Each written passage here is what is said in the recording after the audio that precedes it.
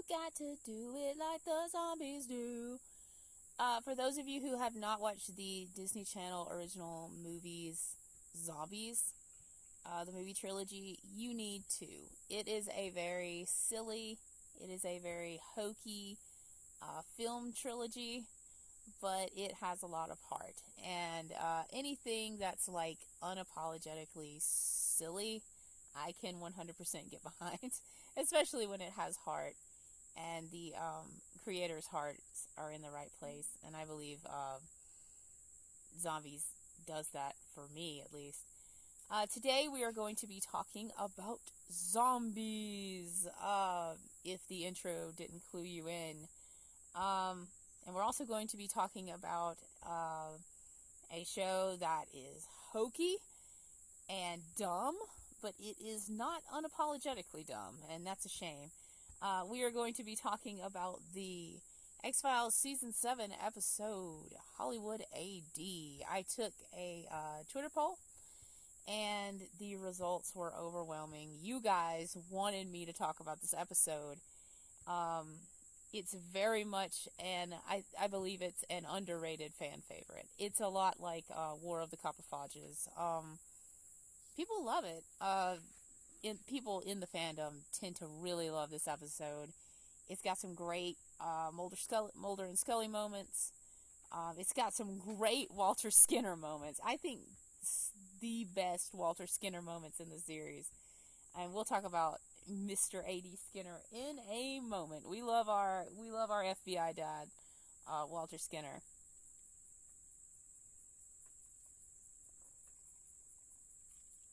Again, I am drinking my Lipton chai tea with a shot of honey Jack Daniel's whiskey.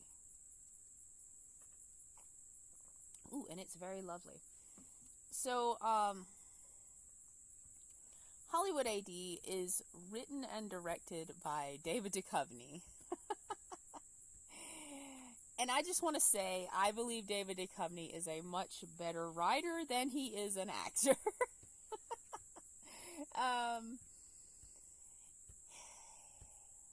Is David Duchovny a bad actor? I am starting to think not. It's just he is eclipsed by an actor like Gillian Anderson, who is just god tier acting, and like even when he's doing his best, she's just running circles around him. I think that might be one of the reasons. I think maybe he's not the best actor in the world.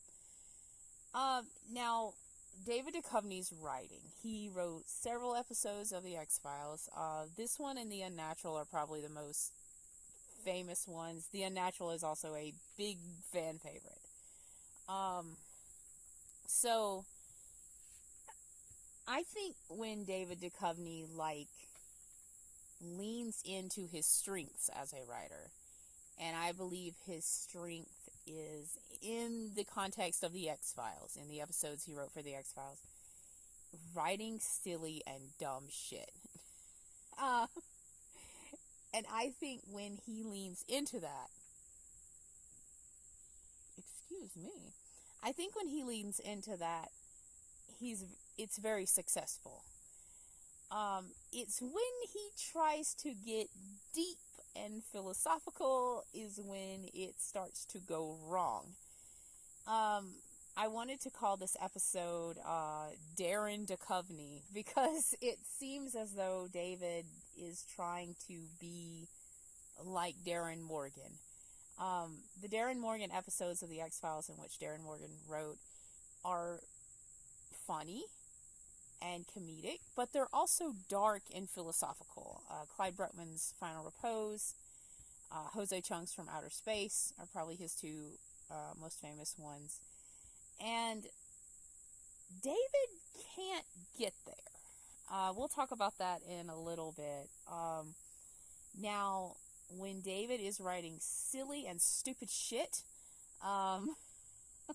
about zombies coming to life and the people who are enabling that, it's gold. this episode, when it is just leaning unapologetically into being stupid and weird, it's gold, and I eat it up. I eat it up with a spoon in a Lazarus bowl. You'll get that reference in a minute. The yeah, but like I love the show Adventure Time. Okay, and I love shows like The Adventures of Flapjack and Chowder. And those are shows that are just dumb and weird and stupid. And like, that's what they are. They lean unapologetically into that. And I just eat it up with a spoon. This episode, Hollywood AD, I think if it had leaned completely into being just the stupid and silly elements, it would have been an awesome episode of Adventure Time. It reminds me very much of the first episode of Adventure Time, where the candy people come back to life as zombies. Adventure Time. If you haven't watched it, why are you watching this? Go watch it. It's wonderful. One of my favorite shows. Now, first, we're going to talk about the episode.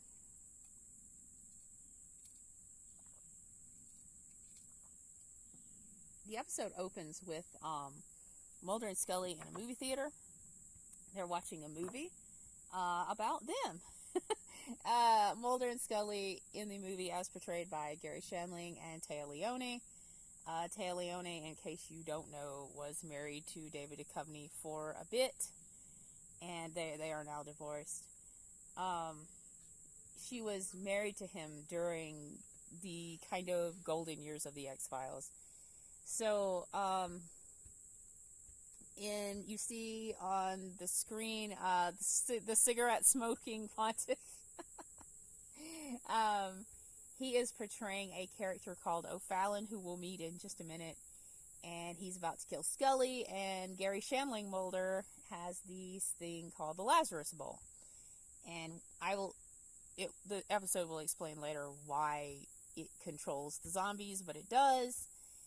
And I'm gonna say, I riff on David Duchovny a lot, but some writing in this episode is brilliant. The line, one of the Gary Shandling Mulder's gonna smash the bowl, and like, he's like, all of these zombies will go back to being good little corpses. And one of the zombies is like standing, and he's like, hey man, don't do that. He's like, I don't want to be dead. And then he's like, kill the cigarette smoking pontiff and we'll follow you. You'll be the new Lord of the Dead. And I gotta say, Gary Shandling plays a mean Mulder, because motherfucker just breaks the bowl. I mean, Mulder could have had all the power of the undead at his beck and call, and he breaks the bowl. Again, wow, plays a spot on Mulder, I gotta say. And then Téa Leoni, Scully, and Gary Shandling Mulder end up in a very a salacious pose, and they begin making out. And then it pans into the movie theater, and you see several people. I think Chris Carter is among them, the creator of the X-Files. And Scully and Mulder are watching the movie. Scully looks so cute in this outfit, and we'll talk about it at the end of this review. But the look on her face is just dreamy. She's like, oh, I wish that was me kissing Spooky Boy. The real Spooky Boy. And then Mulder, puts his head in his hands, because if everything is not about him all the time, he throws a goddamn tantrum. And I gotta say, in this house, we love and support Walter Sergei Skinner. And I want to do a top 11 Walter Skinner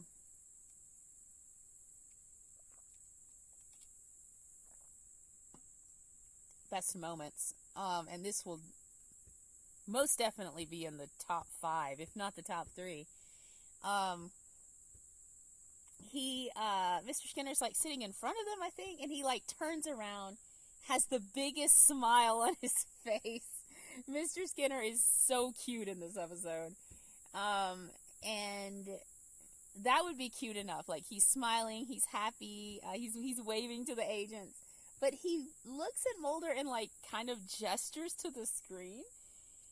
Think about the MSR fandom, and think of all of the MSR shippers, all of their power concentrated into one individual, and you will get Walter Sergei Skinner. No one ships Mulder and Scully. I don't care who the fuck you are. No one ships Mulder and Scully more than their boss, okay? He wants his daughter-in-law, his surrogate daughter-in-law, and his surrogate son-in-law to get together and have 1 million babies. That's all Walter Skinner wants in life. That's it. He is shipping Mulder and Scully so hard. So then there's the title sequence, and it goes back to 18 months earlier. You see Mulder and Scully in Skinner's office. I think this is the first episode I've reviewed where Skinner plays like a major role. And I want to remedy that because I fucking love Skinner. After Scully, I believe he's my favorite character. Consistent character in the show. So, he's telling them there was this bomb that went off in this church. I think it's called Christ Church. It threatened the life of the, I believe he's a cardinal? I'm not sure. His name is O'Fallon. And there's a guy sitting in the back, and his name is Wayne, and Wayne is the fucking worst. And I don't say that in an affectionate way, okay? I say it in a, I want to shove this guy in a trash can way. He's the fucking worst. So Skinner's like debriefing Mulder and Scully on this case, and Wayne's sitting in the back with his little tape recorder, and he's like making all these snide remarks. Turns out Wayne is a movie producer, and he's a college buddy of Mr. Skinner, which is cute, but I kind of hate to imagine that Mr. Skinner, the godlike being that he is, would be friends with this piece of garbage. So, you get to see a different side of Mr. Skinner in this episode. I will give David Duchovny one thing, okay? When he writes the characters on the X-Files, he gives them a lot of heart. And I will, if I'm nothing, I'm a fair person. And I will say that for David Duchovny. He writes these characters with a lot of heart. You can tell his heart's in the right place. So, good one on you, David. You get that. Anyway, this Wayne guy is calling Skinner Skin Man. It's very cute.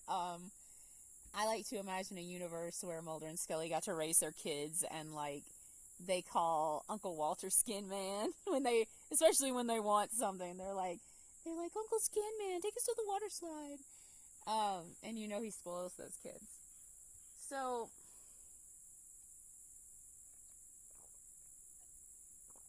Wayne is making a movie, and he's come to follow Mulder and Scully around to, quote, get the flavor. And Mulder is over it, and I gotta say something. I don't like Wayne. I think he's a piece of trash, but it is so good to see Mulder get a taste of his own medicine and be around a person as obnoxious and annoying as he is. It's very refreshing. Anyway, there are, like I said, there's some very cute lines in this episode. Mulder turns back to Skinner and says, sir, did I piss you off, like, more than usual? And, yeah, it gets a chuckle out of me. So, Mulder and Wayne head off to Christ Church, and they talk to, O'Fallon, who is the, cardinal there. And, he's talking about this bomb that went off in the crypt, and, again, some great lines from the Cardinal. He's talking about all the things that are down in the catacombs, and Wayne says, what about the Shroud of Turin? And he's like, no, but we do have St. Peter's bathrobe. And he's like, you're kidding. And he's like, yes, I am. That was a joke. Just this guy's delivery is so good. So they go down in the catacombs, and they hear a cell phone ringing, and I think for every really good line and good premise in this episode, you get some pretty you get about 2 really terrible, cringy scenarios and lines. And that's because when David Duchovny tries to be clever, hashtag, he fails. And boy, oh boy, does he fail. We'll get to some of the cringier moments, but there's one in this scene where everyone's cell phone is ringing, and it is so, well, they think everyone's like checking their cell phones, and it's so drawn out and tedious. And there's a lot of that in this episode, and it's David like saying, "Oh, look, it's so clever," and it's like, I mean, it's not, David. It's not clever, baby. Please, David, stick to the silly and stupid stuff. That's what you're good at, man. You're good at the wacky stuff, David. So, turns out it's none of their cell phones. It is a cell phone on the corpse of a man named Micah Hoffman. And then you see Mulder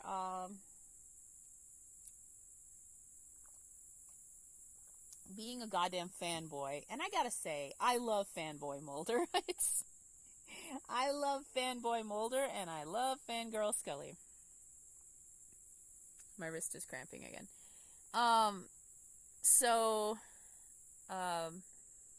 They're going to see Michael Hoffman's, like, I guess, studio? He is a artist, he's a potter. And, Wayne makes this really terrible remark where, like, earlier in the episode, Skinner's like, "I need Scully here, she's gotta help me." And then, Mulder's like, "What did Skinner need you for?" And she's like, "Oh, just paperwork." And Wayne, like, makes this little gesture between them to insinuate that Scully is having an affair with Skinner, and it's gross, and I fucking hate it, okay? Like, Wayne, keep your remarks to yourself, you motherfucker. So they go in the studio. I watched this episode on Comet TV with my daughter. Comet TV is owned by Disney, and the naked women in the paintings in Michael Hoffman's studio is blurred out. So that's a fun fact. Yeah, we can show lots of rape and sexual trauma and reproductive trauma. Don't get into my drink. My cat's trying to drink my boozy drink. On the X-Files, but God forbid we show a titty. So, get down from there. You're being a bad girl. So, they're looking around and they find these documents. Turns out Michael Hoffman was forging a, like, one of the lost gospels, the gospel of Mary Magdalene. And, he was passing them off as, like, the, quote, real thing. And, he brought them to O'Fallon.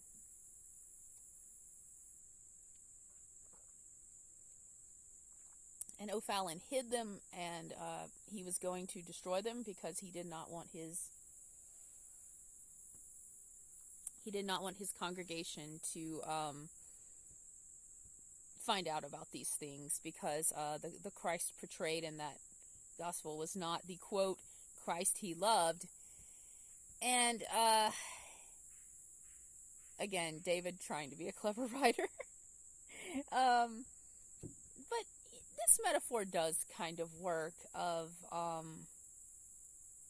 you know, people in authority, like, thinking they know what's best for everyone.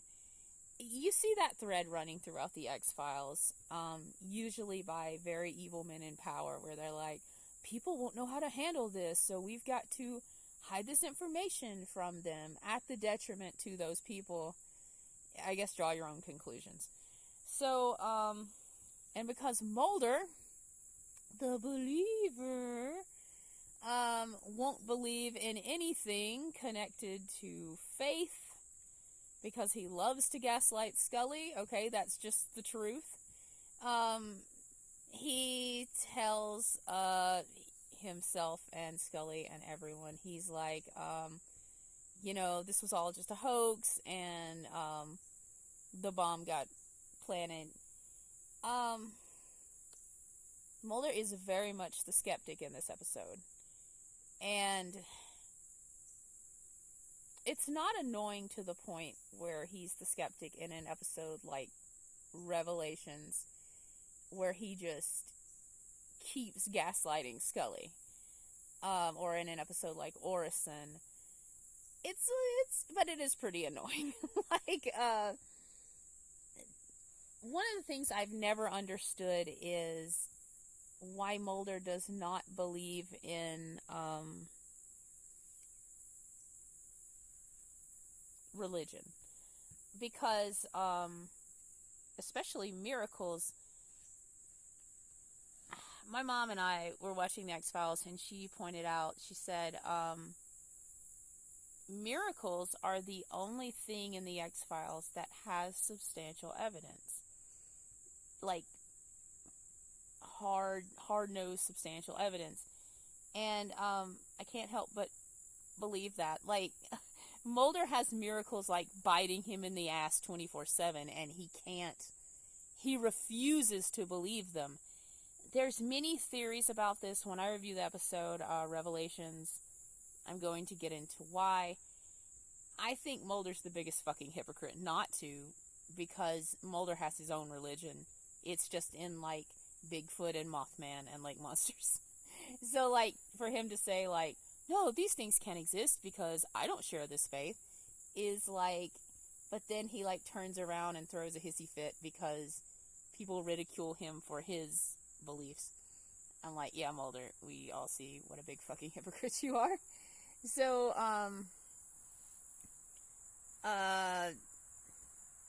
they go back,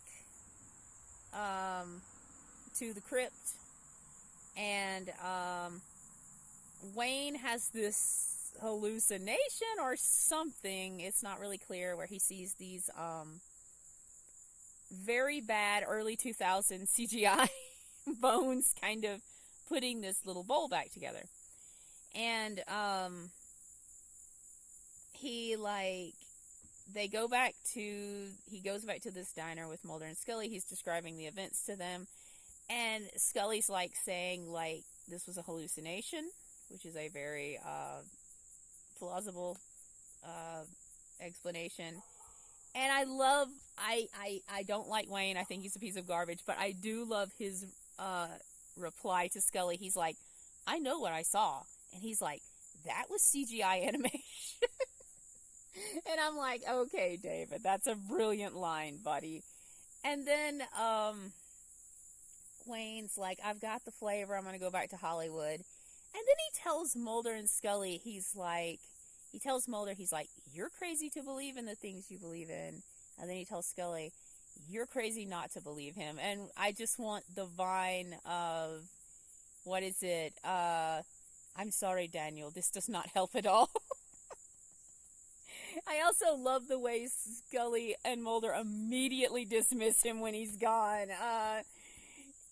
Like, Mulder's like, I miss him already. And then Scully, like, turns to Mulder and she's like, well, anyway, about this case. She's like, forget that motherfucker. Scully tells Mulder this very interesting story about this nun she had in Catholic school. Let's write all the AUs about Scully in Catholic school. That's what I want. I want those AU fics, okay? Of baby Dana Scully in Catholic school beating up mean boy bullies. So she tells Mulder about this nun she had. They called her Sister Spooky, and she would tell all the kids these, like, crazy stories. She told them about this bowl that was being made by this woman during the time that Jesus raised Lazarus from the dead, and that on the bowl she sculpted the exact incantation Jesus used to raise Lazarus from the dead. So they go to discount lone gunman Chuck Burks. I'm so ashamed of myself that I'm talking about Chuck Burks, who I have disdainful to mediocre feelings over, and not the lone gunman. who I absolutely love. I love my three sons. Um, I call Chuck Burks discount lone gunman because Mulder and Scully get him when they can't get the lone gunman. When the lone gunmen are like at a fucking Fish concert or whatever, they're like, yeah, let's call up Chuck Burks. I guess he'll do. So, discount lone gunman Chuck Burks is looking at this bowl, and he's telling Mulder and Scully like he can like hear through whatever the fuck he does. I think it's hilarious that Mulder dismisses Scully's science, which has been peer-reviewed and proven, but he listens to Chuck Burke's like absolute utter nonsense pseudoscience. Again, draw your own conclusions of like these people who will like not listen to actual scientists, but they'll listen to goddamn Donald Trump about taking what is it? The horse tranquilizer and the horse wormer and drinking bleach to prevent COVID. So there you go. There's your metaphor for the day. So there are some really cute scenes.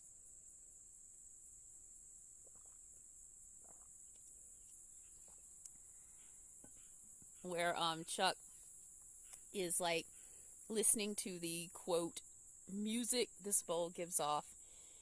There's a really cute line where he says, it has the line, I am the walrus, cuckoo cuckoo, Paul is dead.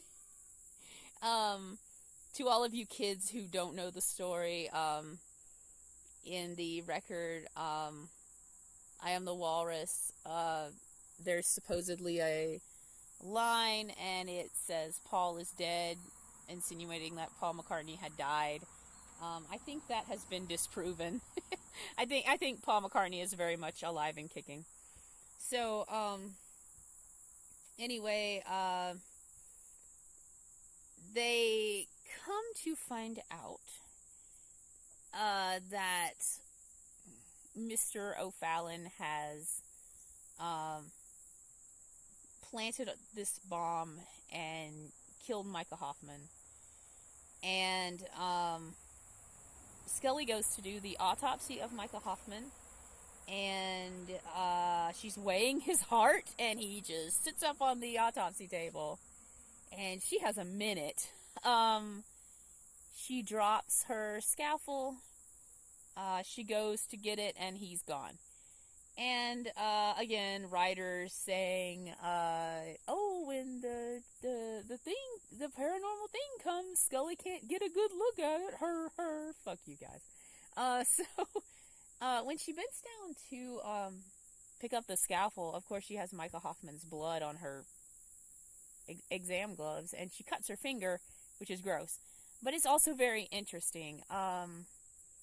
Is that a nod to Scully being immortal? Like she has the blood of Christ in her veins or something now? I don't know. Let me know in the comments. I want to know what relevance this has to you. So they go to the church, the Christ Church. They're going to arrest O'Fallon for murder. And Scully has another hallucination. Scully's goddamn psychic. If you need any more proof, this is it. She sees Micah Hoffman like on the crucifix. And they go to arrest him. They go to arrest O'Fallon, and who should come walking down the aisle of the church but Michael Hoffman himself, who looks like a very skinny Richard Gere. So, cut to this very strange angle of Skinner chewing them out. He looks like this. Where are you going? It really jump scared me when I first watched this when I was 14 years old. So,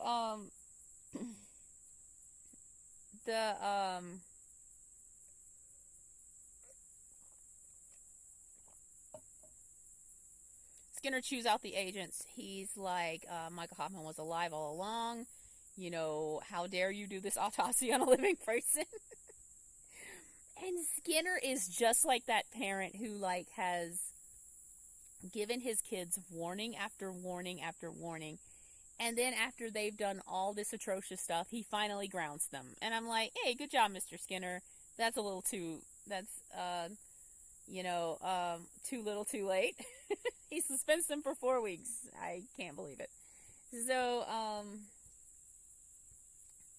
cut to, Mulder in his apartment. This is another one of those super cringy scenes where David is trying to be clever. Mulder's watching this movie. I do not know about this movie. Apparently it has some significance. And Mulder knows all the lines because he keeps saying them. It's one of those stupidly drawn out scenes David Duchovny loves to do that's very tedious and annoying. So, Scully comes in. They have this really cute scene where they're like watching the movie together. He says he's seen the movie 42 times. Scully's voice is so cute. I think this is more Jillian than Scully coming through, but she's like, you've seen this 42 times? She says, don't you think that's sad? And then she says, I think that's sad. And what she's really saying is like, hey, spooky boy, you want to Ed Wood and chill? Mulder and Scully do a lot of fucking in this episode. We don't see it, but they are, okay? And if you deny that, you're wrong. Sorry. So, they're on suspension, and Mulder's like, hey, this Wayne guy, that tool, he invited us out to Hollywood to, like, see this movie about our lives being made. Why don't we go out there and take a look? And so they do. They go to Los Angeles. There's a very cute scene where you see the UFO on the TV flying off, and Scully's like, she's like, Los Angeles, here we come. It's so cute. So they go.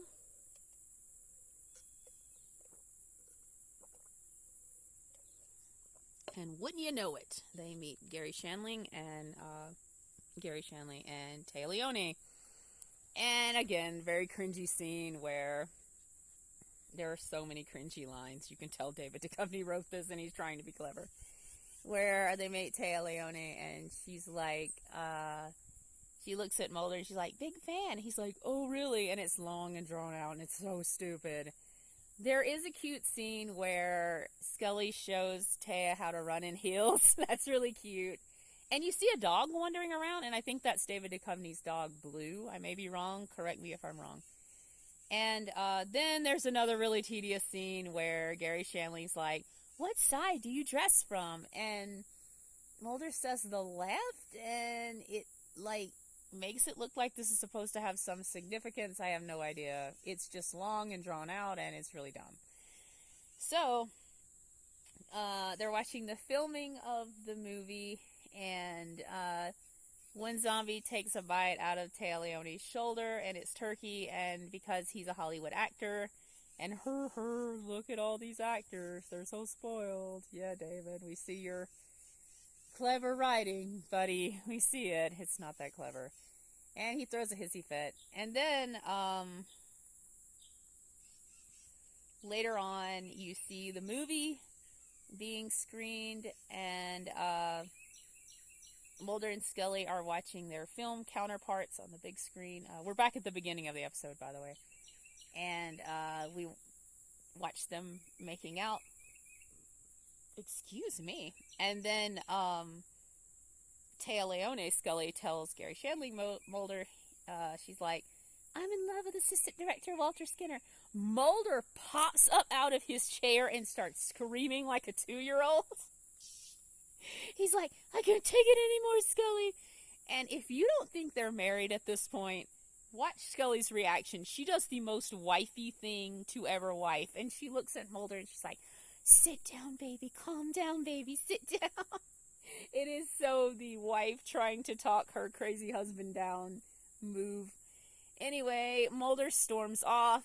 Scully looks at Mr. Skinner, who is eating popcorn, having the time of his goddamn life. And this very pretty woman looks at Mr. Skinner and kisses him. And I'm like, get some, Skin Man, and get some. Oh, I gotta talk about the bubble bath scene before this. That's really cute. That's the scene most people remember from this episode, where Mulder and Scully are taking a bubble bath. Not together, they're on the phone with one another. And they keep making excuses, like Scully's like, oh, I'm packing. And Mulder's like, oh, I'm working at the computer, when they're both in the bubble bath. And then you see it's like a split screen, and you see a third screen come on, and it's Mr. Skinner in the bubble bath. And they're like, what are you doing? And he's like, I'm taking a bubble bath. And I'm like, you deserve that, Mr. Skinner. You deserve that. All the shit you have to put up from these two, you deserve it, man. Walter Skinner deserves all the nice things, 2023, okay? What a goddamn unit. What a king. So, Mulder storms off out of the movie theater, and he goes off and has his little tantrum. And then Scully comes and, to make sure he's okay, because, you know, that's Scully's MO. That's her whole season 1 through 7. That's Scully's whole thing, is like talking this man-child down from a tantrum. They talk about the movie. Mulder's like very whiny, and for those of you who don't know me, whiny Mulder makes my pussy dry. It's like, you whining, spooky boy? About what? Like, you a privileged white man. What you whining about? So, he's like whining, and he's like, this is how we're going to be remembered. Somebody call the wambulance. You need to watch the movie Pixar's Soul, another great thing you could watch. Which also has a lot to do with dead people, by the way. So, or not born people. So,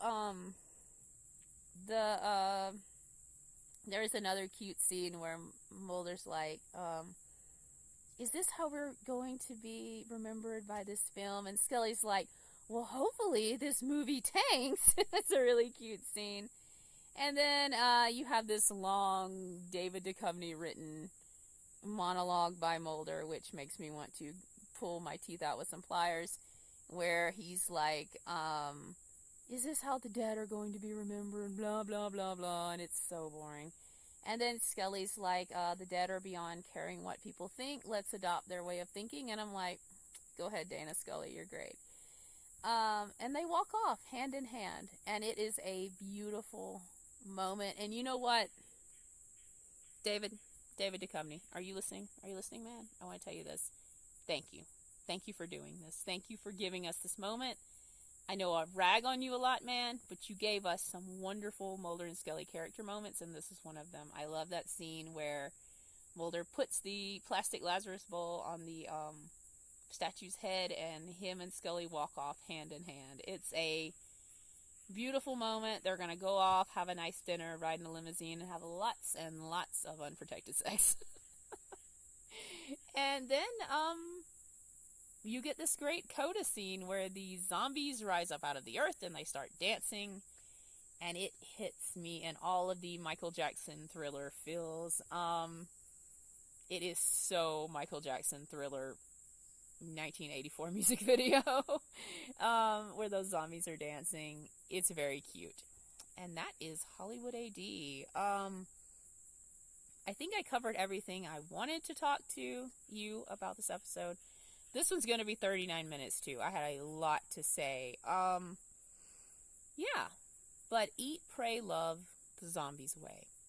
That's the advice I have for you on this fine, beautiful August afternoon. So have a good one. And I love you.